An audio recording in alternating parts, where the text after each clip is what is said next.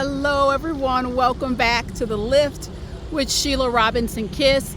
You know, it's wonderful to be back out here. I was on hiatus here. I had a special project, but as you know, even if there's a little interruption, I'm always coming back to connect with you.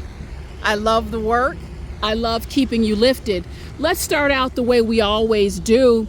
Then I have a wonderful topic we're going to tackle today. Let's start out with the wish. We've got the beautiful wishing well right here. Guys, if you don't get your shoes on, we're going to get ready for this walk. Look, hopes, dreams, wishes, they're coming true every day. Every day. So please don't stop hoping, wishing, dreaming, and believing. All right, let's get going. You know, again, this is The Lift, mental health movement motivation. We've got it all here. So please don't be greedy with the messages. Share with your friends and family. Always looking to grow this phenomenal channel. So today we've got an interesting topic here, and we're going to be talking about the psychology of how people treat you. The psychology of how people treat you. This is actually a part 2 video. I got a note from Cara, and I said, you know what? This sounds like a very familiar topic that we have dealt with on the psychology of how people treat you. So I want to tackle this directly. Cara, I'm just gonna kind of condense what she had to share with me. I'm not gonna read the whole letter, but in a nutshell, Cara says, I'm stressed. There's 2 relationships in particular. One is with a family member. The other one is a romantic partnership. And the frustration that she's coming into is how she is treated by these 2 individuals. Now, Cara, this is what stood out to me about your letter. It was almost one of these moments that took me back in time when you said, I notice that they don't treat other people that way. I notice that when they're dealing with other people, they are careful how they're talking. It doesn't look and sound the way it does when they are dealing with me. Well, Cara, if I had I don't even know, a gold ring, a gold watch, a gold nugget to send to you right away, I would do that, because that right there, that's the golden nugget, okay? And I'm going to come back to that in a little bit. What I want to connect everyone to, I did it in the first video message, video number 1. You can go check it out. It's a great supplement after you listen to this message. That first video, again, is called The Psychology of How People Treat You. We're dealing with video number 2 today. Part 2. I can't stress it enough. Please understand this. Write it down.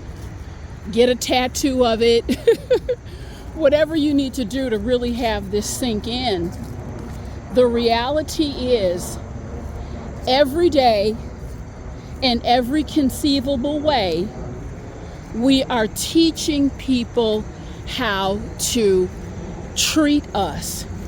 That's not just a catchphrase or a tagline that you hear from time to time. It really is it's high level wisdom. And until, because we can hear these quotes and, oh, isn't that cute? Isn't that funny? However, when you start to step into it, when you start to live out Live out the golden nuggets. Live out the words that you hear and take them into your soul in a full-bodied way. It's a game changer, because as soon as those became more than words to me, Sheila, you teach people how to treat you. Kara, you teach people how to treat you. When you see these individuals, they're kind of different, treating other people differently. And as you say, they're dealing with these other folks. It's almost a form of, if you were to guess, you'd say, well, I think they're even deferring a deference to these individuals. That's not your imagination. That's not your imagination. Trust what you see. Trust what you're seeing. Trust what you're experiencing, because we tend to talk ourselves out of things. They are treating these individuals differently. Why? It's because of the same message I've given you and many, many videos before. I stand by this. And just for the folks who are new to the channel, although the YouTube channel is a labor of love, this is not a hobby for me. My formal training, licensed therapist. I speak around the world about issues around relationships, mental health. So everything that I'm bringing you, this is not, I'm just out here taking walks and taking a stroll and rattling off at the mouth. It is rooted in 28 plus years. This is all I do. It's mental health. I don't have a side hustle. This is the main hustle, if you will. So having said that, understand, I'm bringing this to you. We're talking from the clinical, the practical, the spiritual elements are in there. These are very robust and rounded out messages. So back to our core content. Understand, people make calculations all the time. It's not necessarily done. Sometimes it's done on purpose. Let me see what I can and cannot get away with. Sometimes it's done out of habitual, human nature. It's what we do. We calculate, we try things on for size, and we make our determinations from there. So just understand, Kara, what you are seeing, what you're feeling, what you're experiencing. It's not your imagination whatsoever. There is likely very much a difference in treatment. So what I want to do, I want to go over 3 very specific points. These are very specific steps you can take and things you can think about if you feel you need to reset one of your relationships, if you need to move into a greater level of advocacy. You all, we're here at the root tree. Take a wish. The root tree is where we have an opportunity for a second wish. I love that. A second wish on the walk. I'm going to make 2 wishes. So take a second, make your wishes. As we look at the symbolism of the strong roots, we want to stay connected to our roots. That's what grounds us. So go ahead and make your wish. I made mine. Let's continue on with the 3 points. Once you have identified, hold on, I really want to step into this robust messaging today. I'm teaching people how to treat me. These are the 3 things If you want to make some changes in an area in terms of how you're being treated, you may be on the other side and ask yourself, how am I treating other people? See, the message works both ways. So I'll talk about, if you want to change up for the better how you're treating other people, I'll talk about that after I give you the 3 tips. So number 1 question I want you to ask yourself, tips inside of questions where you don't feel you're being treated properly. Number 1, to ask, where is my being quiet or complacent or sitting and just observing this situation? Where is that getting me? Where is my disposition? Whether I'm just kind of sitting quietly and observing or just pondering, oh, I can't believe how I'm being treated here. That's not an intervention. That's not a solution. That's an observation. So you see, there's a nuance there. And ask yourself, where is my disposition? Where is this getting me? And Kara, interestingly enough, there was someone in my life at a particular time, let's tell the truth, shame the devil, full transparency. I was quite intimidated by this person because I had put this individual on a pedestal. Big friggin' mistake. Okay, this is woo! This is the last person who deserved to be put on any kind of pedestal. And because I had convinced myself, they're at this station in life, they have this, oh my God, I never thought, I would be in the company of someone like this. I mean, can you believe I could throw up thinking about my state of mind at that time. But I put them on a pedestal, and by doing that, I put myself in the back seat. I was in the back seat of my life.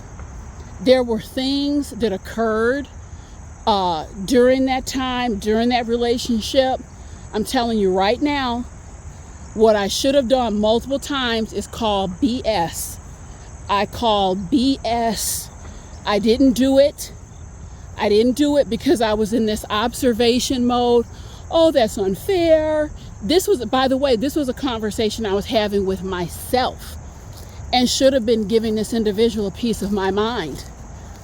So I've been there, Cara, and ask yourself this, you're just beside yourself, but you're still not saying anything. You're not saying anything. And your voice, that's it. Ladies and gentlemen, when you cultivate your voice and you work that muscle of self-advocacy, and then so often we think, they're going to be upset, they're going to walk away, they're not going to be my friend. You guys, it's the opposite. It's the absolute opposite. When I came out of this nonsensical way of viewing the world, let me not rock the boat, and when I came out of that, you know what I found? Started speaking, respect levels go up, not down. Borders and boundaries put in place. That's your protection. Get that out of your mind. Get that out of your mind. That it's going to cause a conflict. It's not going to cause a conflict. It's going to cause clarity. Decent people who are want to do well in this world, we're not out here trying to stir up conflict. We're not out here trying to stir up conflict. It's about walking in clarity. It's about setting a standards, boundaries, and expectations. And if you don't have any standards, you can just prepare to get trounced. out here. You know, I've been around, guys. I've been on both sides of it. I put this out here candidly because I don't want you to think it's some Mickey Mouse channel. I've been around. I know how this thing goes. I lived it. I lived it out. And I'm telling you, it's Kara and everybody else. It's time to start speaking up. If some feathers get ruffled, well, you know, Big Bird needs to have his feathers ruffled too. They're just going to get ruffled. We're rolling in a new style here today. Secondly, this is a key question because a lot of folks will reach out to me. Well, Sheila, the issue or concern, if I'm being honest, I don't want to be by myself. You know, I don't want to stir things up. This is the kind of person may be prone to walk in a different direction. Here's the question to ask yourself. Are they worth more than your respect? Your respect, respecting you, and your self-respect. That's the question right there. Is it worth more to you to have this situation or have this person in your life? Does that mean more to you than the ability to look in the mirror and say, you know what? I like what I see. I respect the person that I see. I'm in a healthy and protective stance of myself. Now, once you can answer that question in the affirmative, that's the question that set me free. It really did. I said, you know what? To hell. Let me turn the camera on myself. To hell with this. To hell with this. I'm going to be fine regardless. You're getting knocked off that pedestal that you had no right to be on in the first place, and whatever. If you walk with me, I'm good. If you want to do something different, I'm still golden. As soon as that was downloaded into my reality, game over. Game over. It was a new situation, guys. There was a new sheriff, deputy, the criminal justice department in town. As simple as that. And once you get to that, you're golden, you're good. Please answer that question, because as long as keeping someone around means more to you than your dignity, your self-respect, you know, I don't mean to really put it out here, but a lot of time you were, I want to keep this person in my life. I want to keep this person in my bed. You have to sleep with yourself, guys, first. That's what you should, that's the first order of business. The first order of business. Third question. I like this question because with this question, we're moving into the possibilities of the matter. What are the possibilities for me as I grow this muscle of advocacy, calling people on BS, you know, a straight up kind of situation? What are the possibilities available to me inside of that space? What would that look like? So for myself, when I started to vision the possibilities, I said, boy, this is very stressful. Walking on eggshells, constantly concerned. This is very stressful. I could imagine a situation where I would have less stress. At the heart and soul of this channel, my work has to do with keeping your mental health lifted. It's very stressful when you're not operating in your authenticity, your truth, your standards. So I started to entertain the thought, maybe this will be a less stressful path. And doggone it, it is. So what other possibilities Can you more emotional freedom, attracting a higher quality experiences of life?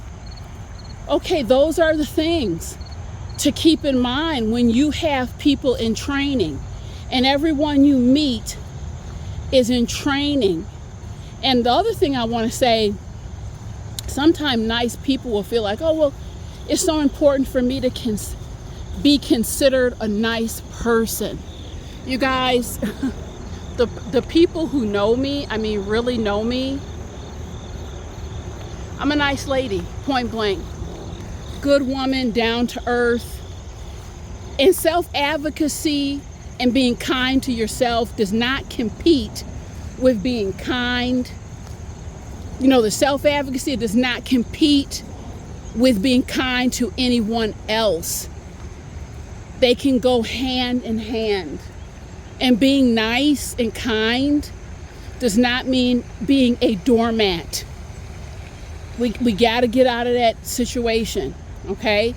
Everyone does not deserve the full goodie package. I can tell you that right now. Now, what about the other end of it as we're wrapping up here? Well, what about, Sheila, I really want to take a second look at how I'm treating people. I don't feel like I'm being as appreciative as I should be. I really want to take a second look at that. Okay, well, here's a question for you. If you don't feel that you're treating people in a way they deserve to be treated, I want you to stop and ask yourself, what permission have I given myself? There is a permission that I have given myself to treat this person or circumstance less than. And call BS on yourself. Be honest about it. Be honest about it, guys.